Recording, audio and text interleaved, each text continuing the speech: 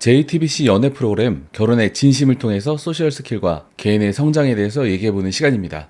제가 요즘 나는 솔로 프로그램을 많이 분석을 하고 있는데요. 이 저작권이 너무 빡빡해서 자료 화면을 못 쓰고 있거든요. 그래서 새로 시작한 결혼의 진심이라는 프로그램을 한번 이용해 보려고 합니다. 네, 참 잘생기신 광성님께서 운전을 해서 여자분을 태우러 가시는 중이에요. 그래서 이분을 태우시면 되는데 차가 붕 하고 그냥 가버려요.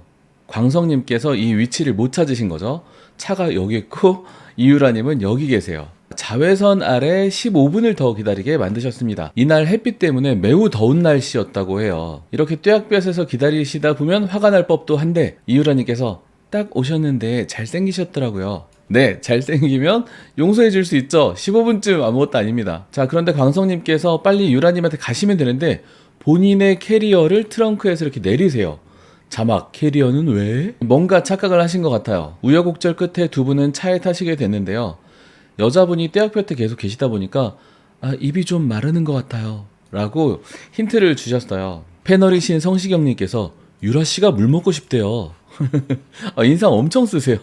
자, 여담인데 성시경님도 미간 보톡스 맞으실 때가 된 것 같아요. 근데 입이 좀 마르는 것 같아요 라는 말을 못 듣고 계세요. 되게 이 진지한 눈빛 보이세요? 운전에 집중하느라 듣지 못하심. 그래서 유라님께서 직접적으로 말씀하세요. 저 아이스크림 같은 거 먹고 싶어요. 그제서야 광성님께서는 이제 딱 이제 캐치를 하셨어요. 여기 제주도 우도거든요. 땅콩 아이스크림이 유명하잖아요. 그래서 아이스크림을 사러 갔는데 광성님께서는 들고 먹기 불편하니까 안 흘릴 수 있는 거 살까요? 해서 쭈쭈바를 사서 오셨어요. 네. 제주도 우도까지 가서 쭈쭈바를 드셨는데 문제는 이날 너무 더워가지고 쭈쭈바가 금방 녹아버렸어요. 근데 그거 아시죠? 녹은 쭈쭈바는 진짜 꼭지 따기 어려운 거예요. 유라님께서 뚜껑을 못 따고 헤매고 계시니까 광성님께서는 난 아까 이로 뜯어서 땄죠. 이렇게 흐뭇하게 웃고 계신데 유라님께서는 당황하고 계세요. 여자분께서 이빨로 막 이렇게 물어 뜯을 수도 없고 지금 전국적인 방송에 나가는 것인데 또 뜯다가 흘릴 수도 있고 모양도 안 좋고 그래서 죄송해요. 저는 못 먹을 것 같아요 라고 그래요. 근데 못 먹을 것 같아요 라는 말은 왜 했을까요? 진짜 죄송해서 못 먹는다고 했을까요? 못 따서 못 먹는 거잖아요. 근데 광성님께서는 본인 일에 너무 집중하시다 보니까 본인 일이라는 거는 이제 이분을 태우고 내가 처음 운전하는 차를 이용해서 어딘가로 가는 그 임무 수행에 너무 집중하다 보니까 맥락을 잘못 파악하신 거예요. 그래서 괜찮습니다. 미안해요 라고 하니까 괜찮습니다 라고 한 거예요. 자, 괜찮습니다를 하시는 광성님의 이 자신감 있는 표정을 보세요. 괜찮습니다. 열이라도 시키십시오. 나는 이렇게 관대한 사람이야. 스윗한 사람이야. 왜 이렇게 만족스러우신 거예요? 그렇게 해서 광성님께서는 다른 출연자들이 기다리시는 이 라운지로 들어오게 됐는데요. 자막 보이시죠? 나 홀로 입장. 네, 둘이 왔는데 혼자 뚜벅뚜벅 이렇게 먼저 걸어오신 거예요. 유라님께서는 발이 좀 느리셔가지고 같이 오지 못하고 뒤떨어지셨어요. 같이 들어갔으면 너무 좋았겠죠. 하지만 광성님께서는 이런 말을 하시면서 쑥 들어오세요. 선착순으로 앉으면 되나요? 우리는 이 장면 밖에서 보고 있으니까 되게 조금은 그래도 객관적으로 볼 수 있잖아요. 하지만 광성님께서는 이 사람들, 이 출연자분도 있고 카메라도 엄청 많을 텐데 이 스태프 앞에서 어떻게 해야 내가 잘 할 수 있는지, 내가 지금 임무 수행을 잘 할 수 있는지에 되게 집중해 있으신 거죠. 그래서 유라님을 신경 쓰실 수가 없는 거예요. 자, 그 다음으로는 저녁 시간인데요. 숯불에 불을 피우기 위해서 광성님께서 애를 쓰고 계세요. 근데 숯불에 불이 의외로 잘 안 붙더라고요 지금. 그래서 고군분투하고 계신데 유라님께서 도와주러 오셨어요. 그런데 광성님께서는 이 불 피우기에 너무 집중하다 보니까 유라님이 하시는 말씀에 대해서 딴소리를 계속 하게 됐죠. 덜덜덜덜. 자, 그래서 프로그램의 분위기상 이거 너무 매너 꽝이다. 매너가 왜 이렇게 없냐 라는 그런 분위기가 형성이 되는데요. 그럼 광성님께서 악인인가? 되게 이기적인가? 나만 하나? 라는 것일까요? 근데 제 생각은 아니라고 생각을 해요. 광성님은 시야가 지금 좁아져서 유라님의 말과 상황에 관심을 들 수 없는 그런 상태죠. 광성님의 모든 신경은 지금 비상사태인 거예요. 비상사태. 지금 주의력의 90%를 임무 수행에 사용하고 있는 거죠. 근데 재밌는 것은 이렇게 온 정신을 쏟아서 임무 수행을 할 때 오히려 그 임무가 잘 안 될 때가 많아요. 아까 자동차 타고서 유라님을 찾아야 되는데 이것도 잘 못 찾았죠. 숯불 피우는 것도 진짜 오지게 안 되더라고요. 너무 신경을 곤두세워서 하면 원래 임무도 잘 안 되는 경우가 많죠. 방송 카메라 앞에서 처음 운전하는 차를 타고 초행길을 지나 처음 보는 사람을 만나서 다시 모르는 곳으로 이동하는 이런 나름 복잡한 임무였던 거죠. 그리고 이미 한번 실패를 해가지고 15분 동안 유라님을 기다리게 했어요. 이렇게 시야가 좁아져 있을 때 우리는 오해를 사기가 쉽죠. 저 사람은 나한테 관심이 없나? 저 사람은 원래 그냥 남한테 관심이 없고 자기 자신에게만 관심 있는 사람인가? 저 사람 말귀를 못 알아듣는 사람인가? 저 사람 좀 이상한가? 이런 나쁜 오해를 불러일으킬 수가 있는 거죠. 하지만 사실은 별거 아니에요. 그냥 긴장한 사람일 뿐이고 그것 때문에 시야가 좁아진 사람이고 내가 현재 하는 목표에 매몰된 사람일 뿐인 거예요. 이런 상황을 수행불안이라고 하기도 합니다. 흔히 무대 체질이 아닌 사람이라고도 하죠. 우리가 발표할 때 상당히 긴장하게 되잖아요. 어떤 분들은 발표할 때 간신히 파워포인트 글씨만 읽고 내려오시는 분도 있고 또 어떤 분들은 사람들이랑 눈을 딱딱딱 마주치면서 리액션을 하면서 서로 이제 발표를 하시는 분도 있고 다양하잖아요. 광성님께서는 지금 하시는 임무에 너무 열심히 하려고 하고 그거에 대한 불안이 높다 보니까 지금 하시는 일도 겨우겨우 간신히 하고 계신 거죠.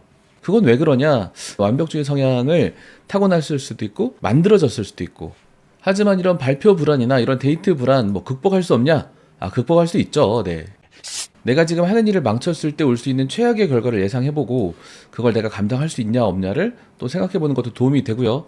또 그냥 시원하게 한번 망쳐보는 경험도 필요할 수도 있습니다. 왜냐면 시원하게 망쳤는데 생각보다 폭망하진 않았네 라는 것을 경험해 볼 수도 있고요. 물론 막 전 재산을 걸고 막 이런 거 말고요. 네, 비교적 안전한 환경에서 말이죠. 또 사실 마음속에는 은밀하게 내가 가지고 있는 나는 완벽 매력남이야. 나는 일을 잘하는 게 나의 매력이야. 라는 어떤 자아상, 이미지가 있을 수도 있어요. 그런 자아상이 깨질까봐 너무 조마조마할 수도 있는 거죠.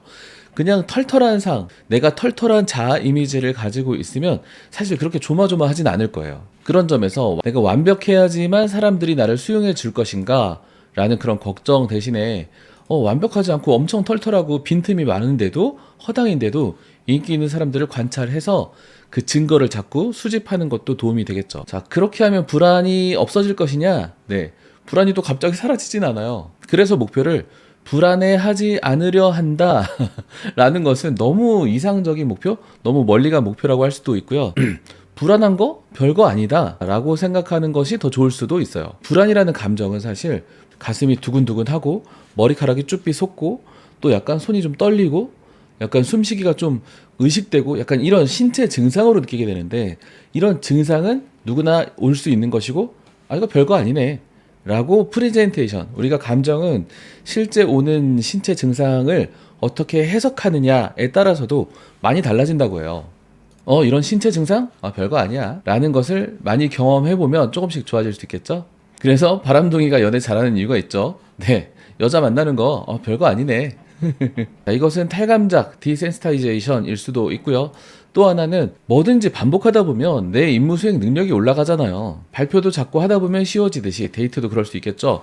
그런데 이제 일반인이 이런 데이트 프로그램에 출연하는 것은 익숙해질 수 있는 경험이 아닐 수도 있죠. 하지만 우리는 여기 안 나갈 거니까 이것을 보고 우리가 얻을 것만 얻어가면 되겠죠. 자, 우리나라에는 불안에 대한 국민 약품이 있죠. 네, 청심환 약국가면 팔고 있는 거요. 양약에는 베타블로커라고 심장을 좀 천천히 뛰게 해서 사회 불안을 좀 줄여주는 그런 약이 있습니다. 그런데 데이트 불안에서 남자분이 첫 접근을 제대로 하지 못하면 사실 매너 없다는 소리도 많이 들을 수 있고 좀 약간 찐따 같다는 소리도 좀 들을 수 있는데 초기 접근을 제대로 못하면 여자분들은 남자들에게 기회를 좀 잘 안 주는 성향이 있다고 봅니다. 그런데 뒷부분 가니까 광성님은 그렇지 않고 돌파를 잘 해나가세요. 아까 그 유라님도 마음에 든다고 하시고 다른 분도 광성님 좋다고 하시고 하는 거 보니까 역시 미남 네 잘생긴 게 최고야. 그렇기도 하고 매너깡으로 보이는 그 너머에 또 약간 순수하고 착한 느낌이 있거든요. 그것을 또 여자분들이 봐주셨을 수도 있죠. 하지만 우리들은 미남이 아니기 때문에